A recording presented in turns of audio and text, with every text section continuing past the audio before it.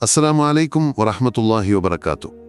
പ്രിയമുള്ള സഹോദരങ്ങളെ, ലോകം ഒരു വിചിത്രമായ വാർത്ത കേട്ടുകൊണ്ടാണ് ഉണർന്നത്. ഇസ്രായേൽ പ്രധാനമന്ത്രി ബെഞ്ചമിൻ നെതന്യാഹു ഖത്തറിനോട് ഔദ്യോഗികമായി മാപ്പ് പറഞ്ഞിരിക്കുന്നു.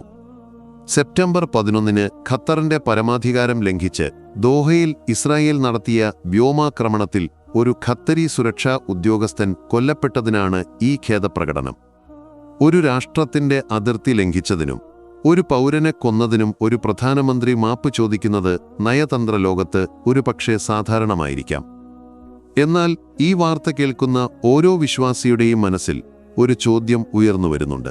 പതിറ്റാണ്ടുകളായി ഓരോ ദിവസവും ഫലസ്തീൻ എന്ന ഭൂമിയിൽ നടക്കുന്ന ക്രൂരതകൾക്ക് 66,000-ത്തിലധികം മനുഷ്യജീവനുകൾ ഹോമിക്കപ്പെട്ടതിൻ, ലക്ഷക്കണക്കിന് ആളുകളെ അഭയാർത്ഥികളാക്കിയതിൻ, പിഞ്ചുകുഞ്ഞുങ്ങളെയും സ്ത്രീകളെയും നിഷ്കരുണം കൊന്നൊടുക്കിയതിന് ആരെപ്പോൾ മാപ്പ് പറയും?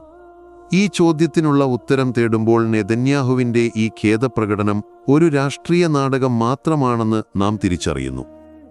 എന്തുകൊണ്ട് ഖത്തറിനോട് മാപ്പ്? എന്തുകൊണ്ട് ഫലസ്തീനോട് ഈ ക്രൂരത? ഉത്തരം വളരെ ലളിതമാണ്. ഖത്തർ പരമാധികാരമുള്ള, സാമ്പത്തികമായി ശക്തമായ ഒരു രാഷ്ട്രമാണ്.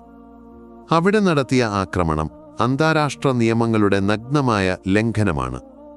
അതിന് മറുപടി നൽകാൻ കഴിവുള്ള ഒരു രാജ്യത്തോട് മാപ്പ് പറയുക എന്നത് നെതന്യാഹുവിന്റെ രാഷ്ട്രീയ തന്ത്രം മാത്രമാണ്.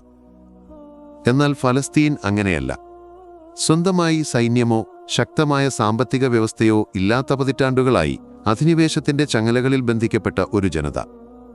അവരോട് എന്തു ക്രൂരതയും കാണിക്കാം, ആരും ചോദിക്കാനില്ല എന്ന ധാർഷ്ട്യമാണ് ഇസ്രായേലിനെ നയിക്കുന്നത്. ഈ ഇരട്ടത്താപ്പ് വിശുദ്ധ ഖുർആൻ ശക്തമായ ഭാഷയിൽ വിമർശിക്കുന്ന ഒന്നാണ്.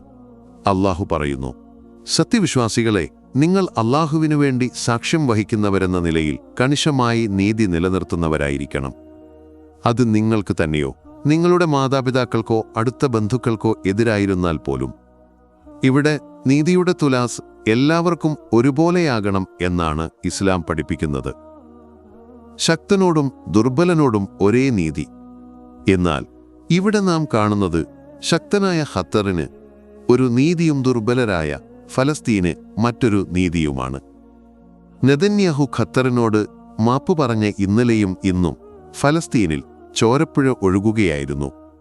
ഐക്യരാഷ്ട്രസഭയുടെയും ലോകമാധ്യമങ്ങളുടെയും റിപ്പോർട്ടുകൾ പ്രകാരം തീ തുടരുന്ന കൊലപാതകങ്ങൾ ഗാസയിൽ മാത്രം മരണസംഖ്യ 66,000 കവിഞ്ഞു. ഓരോ ദിവസവും ഡസൻ കണക്കിന് ആളുകൾ, കൂടുതലും സ്ത്രീകളും കുട്ടികളും ഇസ്രായേൽ ബോംബാക്രമണത്തിൽ കൊല്ലപ്പെടുന്നു. പട്ടിണിയും രോഗവും. ഗാസ ഇന്നൊരു തുറന്ന തടവറയാണ്.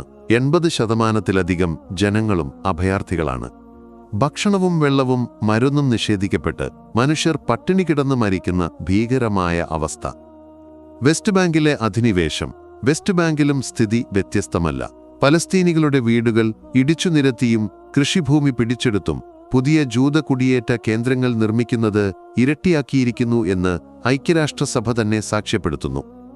ഒരു ഭാഗത്ത് ഒരു രാജ്യത്തിന്റെ പരമാധികാരത്തെ മാനിക്കുന്നു എന്ന് നടിക്കുകയും മറുഭാഗത്ത് ഒരു ജനതയുടെ ജീവിക്കാനുള്ള അവകാശത്തെപ്പോലും കശാപ്പ് ചെയ്യുകയും ചെയ്യുന്ന ഈ കാപട്യത്തെയാണ് നാം തിരിച്ചറിയേണ്ടത്. അല്ലാഹു കപടവിശ്വാസികളെക്കുറിച്ച് പറയുന്നത് എത്ര സത്യമാണ്! അവരോട് ഭൂമിയിൽ കുഴപ്പമുണ്ടാക്കരുത് എന്ന് പറഞ്ഞാൽ അവർ പറയും, ഞങ്ങൾ പരിഷ്കർത്താക്കൾ മാത്രമാണ്. അറിയുക, തീർച്ചയായും അവർ തന്നെയാണ് കുഴപ്പമുണ്ടാക്കുന്നവർ. പക്ഷേ അവരത് മനസ്സിലാക്കുന്നില്ല. പ്രിയ സഹോദരങ്ങളെ, ഈ വാർത്ത കേവലം ഒരു ഖേദപ്രകടനമായി കാണരുത്. ഇത് അനീതിയുടെയും ഇരട്ടത്താപ്പിന്റെയും വ്യക്തമായ ഉദാഹരണമാണ്. ലോകത്തിന്റെ കണ്ണിൽ പൊടിയിടാനുള്ള ഒരു ശ്രമം മാത്രമാണിത്. ഒരു വിശ്വാസി എന്ന നിലയിൽ നമ്മുടെ കടമ, അവബോധം, ഇത്തരം വാർത്തകളുടെ പിന്നിലെ യാഥാർത്ഥ്യം മനസ്സിലാക്കുകയും മറ്റുള്ളവരിലേക്ക് എത്തിക്കുകയും ചെയ്യുക. പ്രാർത്ഥന. അടിച്ചമർത്തപ്പെട്ട ഫലസ്തീനിലെ നമ്മുടെ സഹോദരങ്ങൾക്കു വേണ്ടി ആത്മാർത്ഥമായി പ്രാർത്ഥിക്കുക. അവരുടെ മോചനത്തിനായും സംരക്ഷണത്തിനായും അല്ലാഹുവിനോട് തേടുക. നീതിക്ക് വേണ്ടി നിലകൊള്ളുക. അനീതിക്കെതിരെ ശബ്ദമുയർത്തുക. നമുക്ക് സാധ്യമായ വേദികളിലെല്ലാം ഫലസ്തീൻ ജനതയുടെ അവകാശങ്ങൾക്കു വേണ്ടി സംസാരിക്കുക. നെതന്യാഹുവിന്റെ മാപ്പ് ഒരു രാജ്യത്തോടായിരിക്കാം. എന്നാൽ ഫലസ്തീനിലെ ഓരോ കുഞ്ഞും, ഓരോ മാതാവും, ഓരോ രക്തസാക്ഷിയും ചോദിക്കുന്ന ചോദ്യങ്ങൾക്ക് ഉത്തരം നൽകേണ്ട ഒരു ദിവസം വരും. അത് അല്ലാഹുവിന്റെ കോടതിയിലാണ്. അന്ന് അധികാരമോ രാഷ്ട്രീയ തന്ത്രങ്ങളോ വിലപ്പോവില്ല. അടിച്ചമർത്തുന്നവന്റെ ശക്തി ശാശ്വതമല്ല.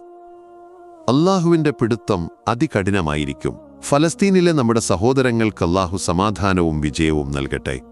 ലോകമെമ്പാടുമുള്ള അനീതികൾക്കെതിരെ നിലകൊള്ളാൻ നമുക്ക് തൗഫീഖ് നൽകട്ടെ. ആമീൻ. അസ്സലാമു അലൈക്കും വറഹ്മത്തുള്ളാഹി വബറകാതുഹു.